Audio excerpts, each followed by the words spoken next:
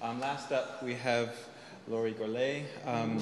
He's been an organic farmer for the last 40 years with his partner. No, is that right? No, 12. 12, sorry. Partner of 40 years. I'm reading this wrong.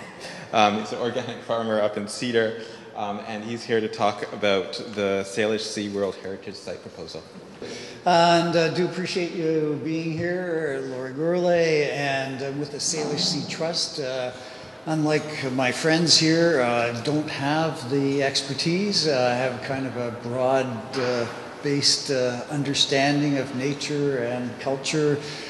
And to the disdain of my wife, who loves birds and points them out to me, I'm rather generic with, that's a tree and that's a flower and so on. But the Salish Sea, as we're looking at it right now, we're looking at a World Heritage Site proposal. And that's a rather broad brush approach to what we hope can be the cultural and natural protections that we'll need to maintain the environment and a livable relationship with it. And I'll leave the specific detailed requirements, if I can, to my colleagues and to the scientists who are out marching today on Earth Day, trying to be recognized for the hard work that they're undertaking and to have the right to speak to that information that they're bringing forward for the betterment of humankind and nature. So at this point, we're looking to build a network, support, partnership, cooperation around the Salish Sea, and I would say the World Heritage Site proposal in particular is specific to Canadian waters at this point. And that's because the Prime Minister invited Canadians to put a nomination forward in August. And there's a difference with the way the US invites such nominations. So we are talking with our US friends, and we're hoping that there will be opportunities there to create that full Salish Sea partnership and World Heritage Site. We've just received support about a week ago from the City of Victoria in terms of that proposal. And that was from a motion by Ben Issett, one of the councillors. And there's a lot more specific information on the website of the City of Victoria. We've also heard from a number of MPs and MLAs in that regard, support coming forward from Pamela Goldsmith-Jones, who's just over across the way in North Vancouver, and also from an MP, William Amos, who's out in Quebec and happens to be involved with the Standing Committee for Environment and Sustainability. Just released a report in March that speaks to the need for more national parks, more marine protected areas around the country, and a lot more funding and protections for those. And when he reviewed our proposal, along with the interest and the wish to work with the First Nations, he suggests that this is the type of thing that Canada is looking at this time.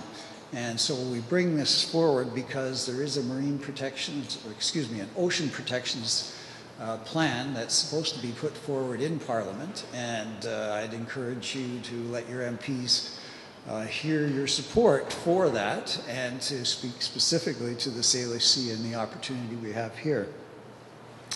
We'll have 10,000 signatures by the end of this week for the World Heritage Site proposal. And of course, if you haven't had a chance, we have a table and the opportunity is still there for you to join with us in that regards. But we do plan to continue throughout the summer and build that network and partnership, and already have that growing with a number of different organizations. So we will be around, present, and working hard. The proposal that we've put forward deals with sustainable development in particular, along with the rest of the UNESCO World Heritage Site requirements. But it speaks to First Nations relationship with nature, which comes from one very close to spiritual and, one that works integrally with nature, whereas the European settlers, persons like myself, have a dominion over nature approach in the past. And so we're both coming at a sustainable development approach from different directions. First Nations, who've had that traditional sustainability, are looking to a greater need for their economic needs to be met, because a lot of those First Nations are living in poverty as a result of being put into small reserves that do not allow for that type of, for their own self-sufficiency needs to be met. Whereas we are coming from that Dominion approach, and we're looking at sustainable development because we're starting to say, you know, climate change is hitting us, we're losing our biodiversity, we need greater protections. Geez, we do need an economic environment balance, and we've heard that a number of times from various politicians over the last year in particular, and Trudeau just last September was speaking to that, and I think we've heard that a number of times from him. So we want to emphasize that along with marine protection needs, there is that balance that we think is embodied within the World Heritage Site proposal. And in particular, we note that the Salish Sea does not have that balance. There are no plans in place for the Salish Sea. There is no network. There is no greater cooperation and partnership at this point. Yet we see that in the mid-coast with the Great Bear Rainforest, the land use protection plan that's just been put forward, land and marine, and in the north coast with the Marine Area Protection Plan, land and marine. And yet we have 3.5 million people living around the Salish Sea here and no plan. You know, why are we protecting all those areas far and away and not attending to what we can see and do here, and what was so ably brought forward by our colleagues as to the potential, the resilience of nature, the means that we can bring back the vitality and rejuvenate some of the things that we may have lost, and really have that human-nature relationship brought to us. So we're seeing a lot of that happen. The World Heritage Site is a mechanism or a standard that we think offers that. We've just been in touch with Professor Philip Vanini with Royal Roads University, doing a study across Canada and around the world with about 50 World Heritage Sites. He's starting to look at what we've got here in our backyard, and he's quite excited, as am I, talking with him. He brings that expertise and familiarity from what's taking place elsewhere around the world, and he's saying, Salish Sea has it all. Like, here we are in paradise. We've got that biodiversity, we've got the habitat, we've got the potential to bring culture and nature together and to have that balance.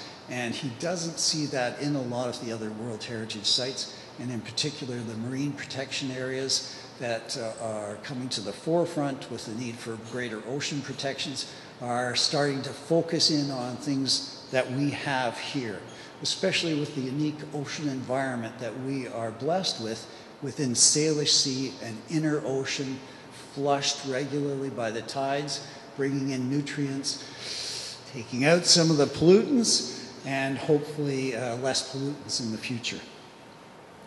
So all of that, don't want to go on too much, but I'll give you a quick rationale as I touch on this, and Charles will tell me how close I'm getting to the end of my speech.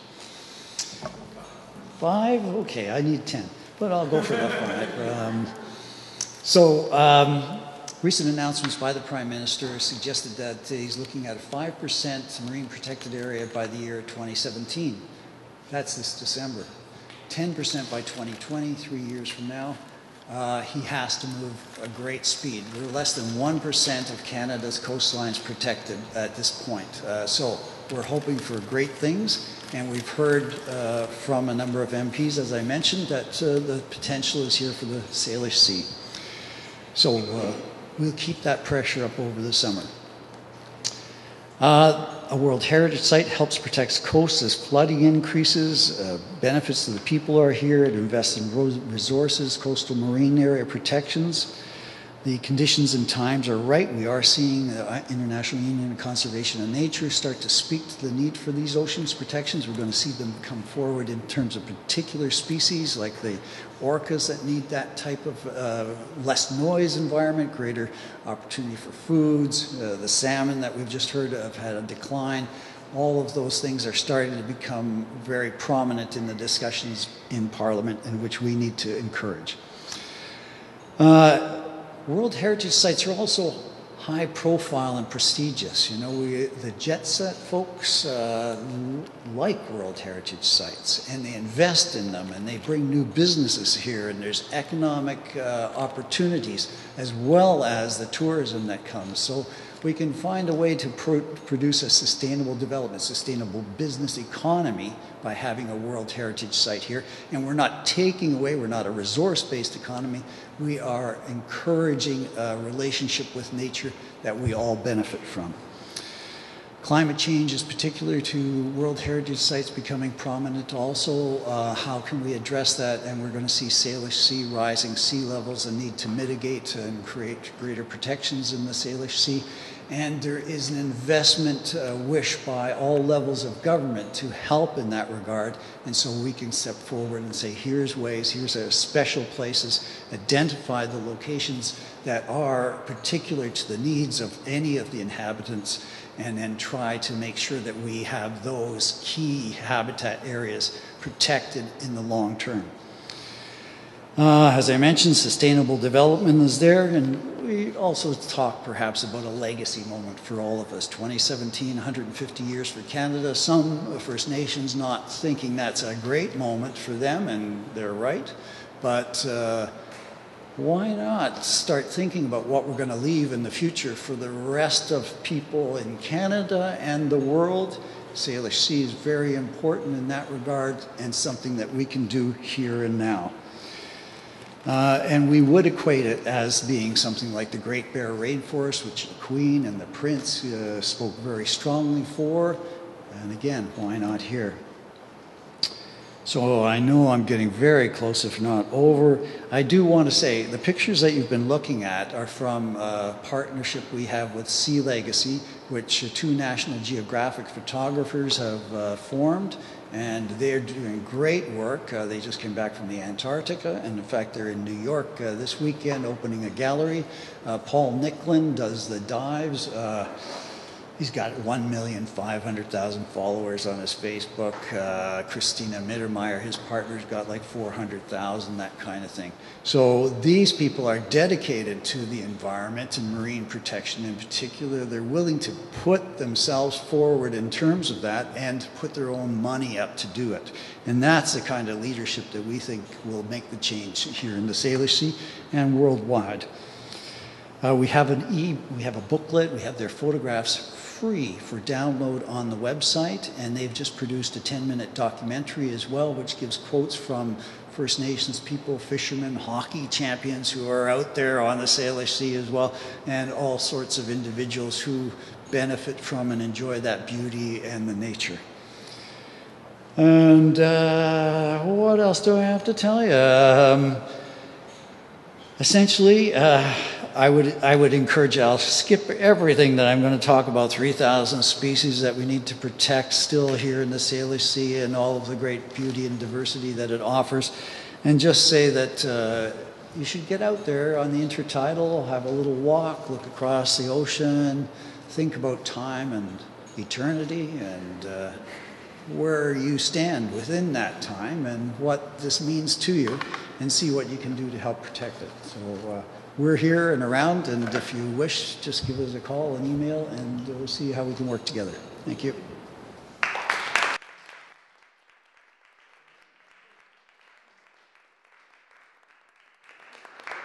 Give us just a very quick timeline or breakdown of what the steps are next.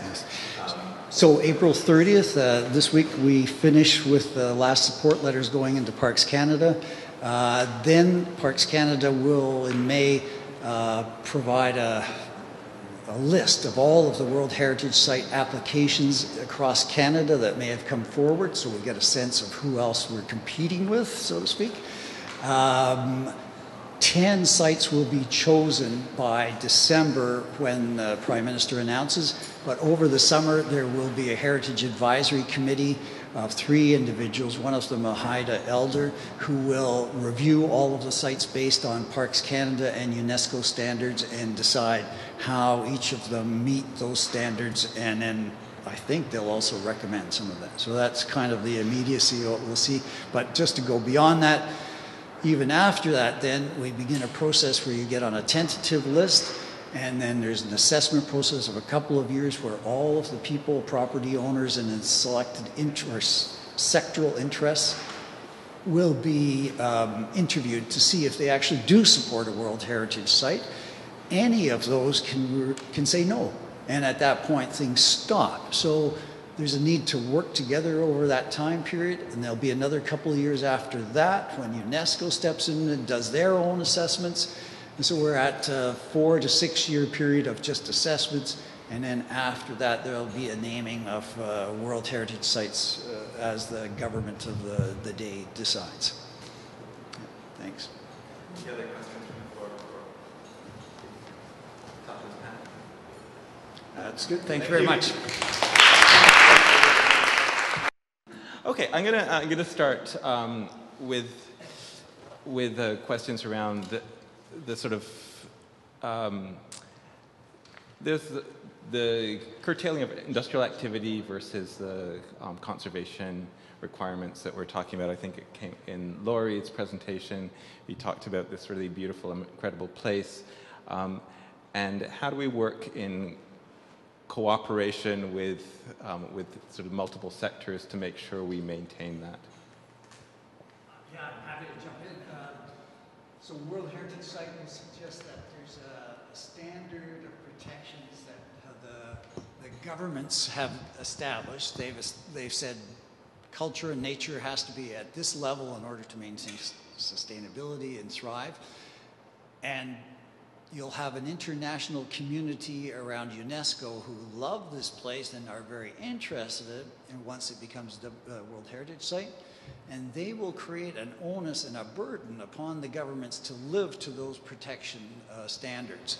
And they will cherish the area as their own and expect that we are going to protect it and work to nurture it. So there is no governance level offered by a World Heritage Site, but there is certainly an onus to protect and keep it for all humankind for all time.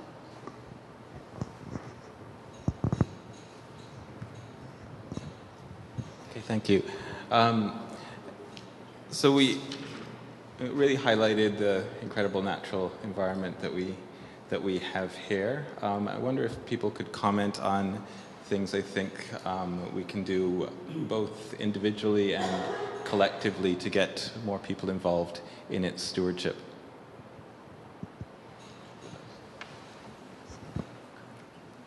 In my experience, a lot of the things that we do that are harmful to the environment are not done out of malice, but out of ignorance.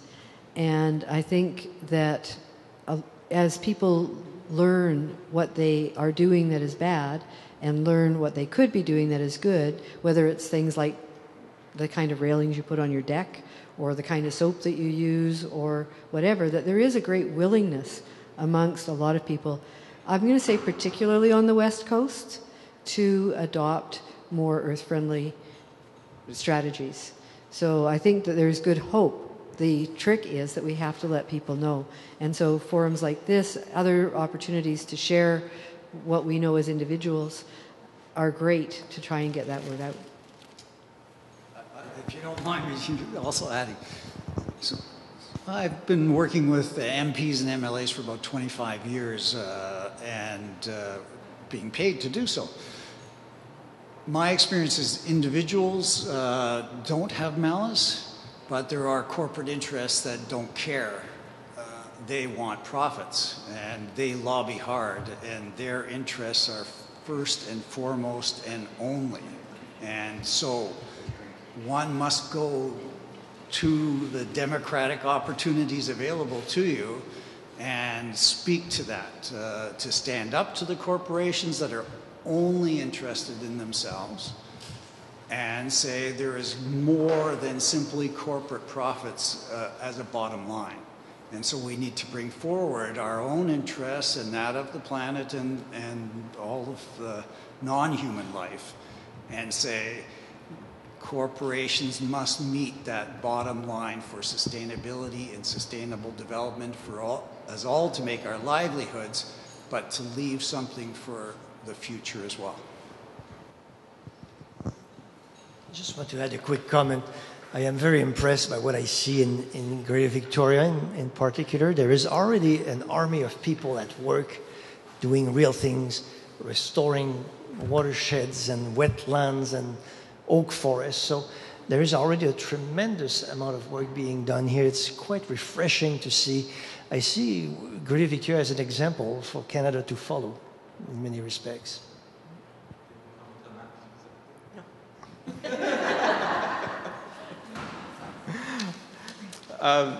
The other question I have was really around, I think, Laurie, you brought this up as well, or no, this was from Dorothy who brought this up, about what happens when we don't take care of the places that are important, when we let a species fail or let the herring fishery go away. What are the sort of cascading effects that we see, and how do we mitigate those? I think the herring are a perfect example, and as somebody who is a real novice in just getting involved with the marine life and the salmon, I've never understood why there's a fisheries during a spawn anyways. I've never understood that you're allowed to take the fish and the eggs and then they're exported to other countries that eat them that way, and yet we're left here trying to improve the habitat, trying to improve their lives, and their eggs and the herring and many other fish are taken for food for other places, shark fins, etc.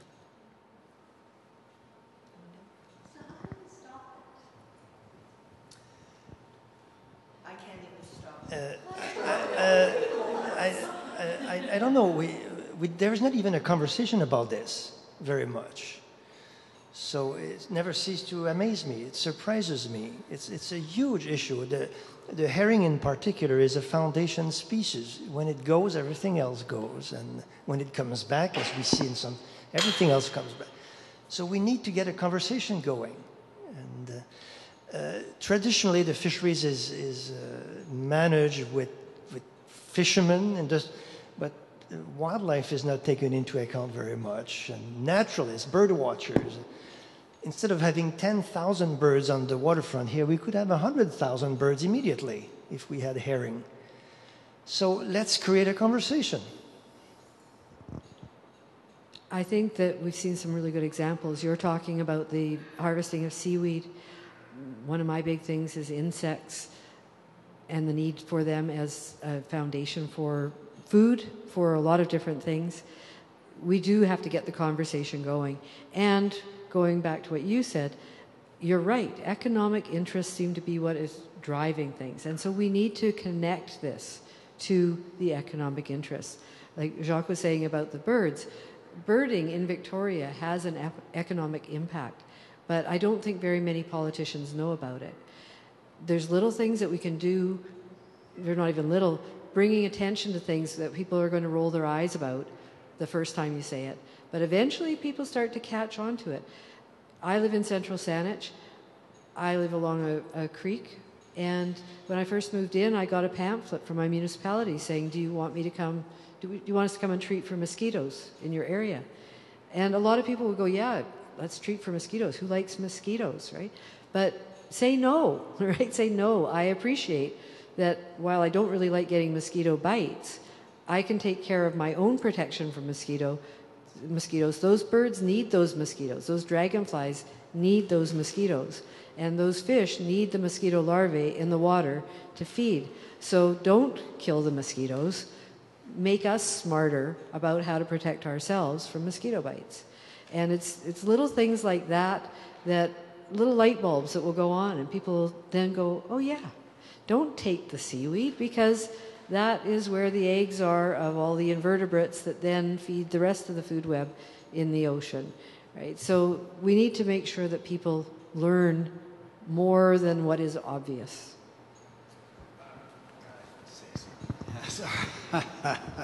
So DDT is good, right? Yeah.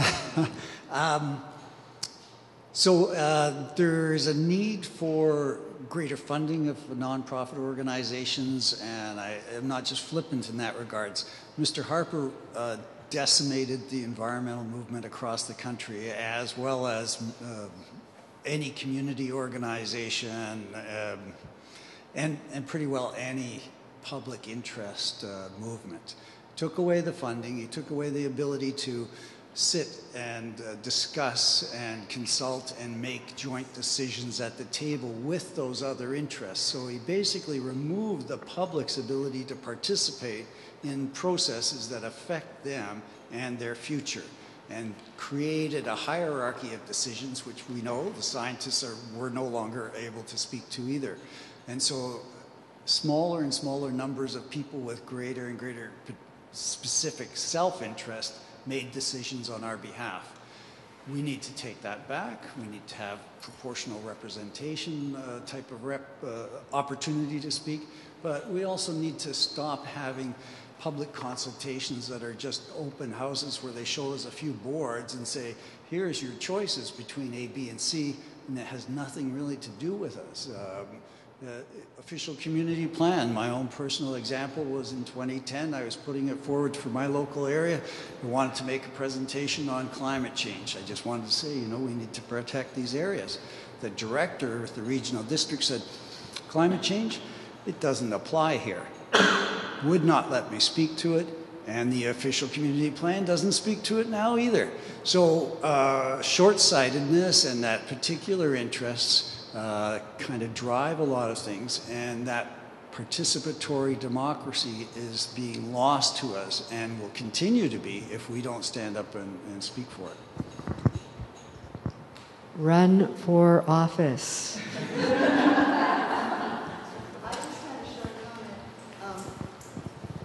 Speaking to that and the other issues, I'm from the islands, and one of the big communities that should be fighting for preservation is the boating community. And on the downside, marinas are a great source of pollution, and there's a significant amount of fish being taken, and carelessness, and liveaboard problems, and junk boats, and so on. But on the bright side, a group called the Georgia Strait Alliance and others are working on green marinas, where they actually have a higher standard of protection. The boats are not allowed to pollute. They require higher treatment levels and consciousness that we're in a delicate marine environment. The pollution doesn't stay here. It's not like the land, which can actually handle more sewage and so on. So the Green Marinas program is now certifying, and this is not enforceable, but certainly a badge of honor, that this is a green marina here, and this is a green building here, and it's kind of a movement to make it desirable and recognized that there are people working to make things more green and more clean, and especially in the islands, I think this is a positive development. And I know some areas are being protected now, the glass sponge reefs and so on. And, you know, every little bit of protection helps. And it's about our attitude and about taking back the power to make this area thrive again. Questions from the floor?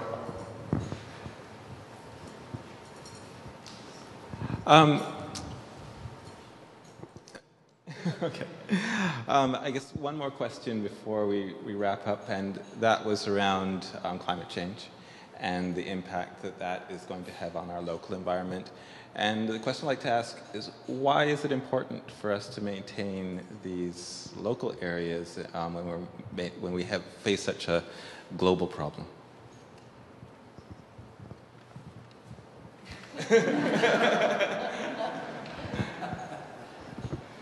Pardon me, I don't mean to hog the microphone, but we used to talk incremental destruction, you know, bit by bit we lose the habitat and so on. And so same thing, incremental solutions are there, and that's why we need to stand up for our own backyard, front yard, as Jacques raised to us, and start to bring back the places piecemeal, if you will, but with a larger plan in mind. And so we can look at larger regions or watersheds and the pieces of the puzzle which add up to making it productive and thriving habitat and an area that is going to maintain itself sufficiently and sustainably.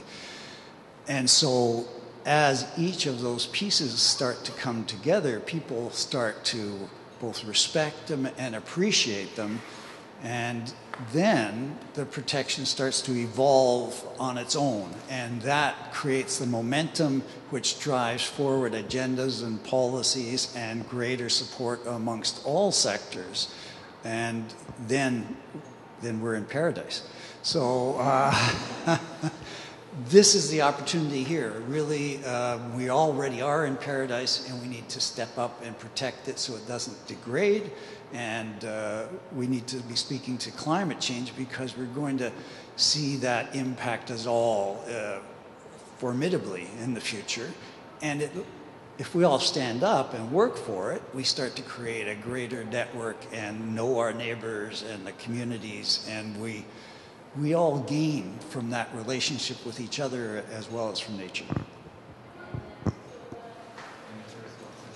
Just the world is made up of local areas. Okay, I'd like to wrap it up. Before I do, I wanted to echo Laurie's sentiment, and I'm going to hail up my own organization, Dogwood Initiative, because what we're trying to do, as well as very actively build and organize people so they take back political power in their democracy, we're also trying to build communities through those networks. Our teams are really about creating sort of this interdependence with each other. And one thing that really gives me a lot of hope is when I see other groups, whether they're stream keepers or bird watchers, or a group that comes together to put together a World Heritage proposal, is that also creates a community of concern that can really become a strong political force for change. And it's I think it's one of the reasons why we do have such an incredible environment in Vancouver Island, and there's so many people working so hard to protect it. But I would also say that we can have an impact much larger than we currently do when we kind of unite and organize and see ourselves as acting politically and not only individually. And to that effect, I'm going to ask that you visit the Dogwood table at the end of this thing and sign up for our Citizens Initiative canvassing, because we are looking at really wide-scale political action across the province to protect us from oil tankers in particular.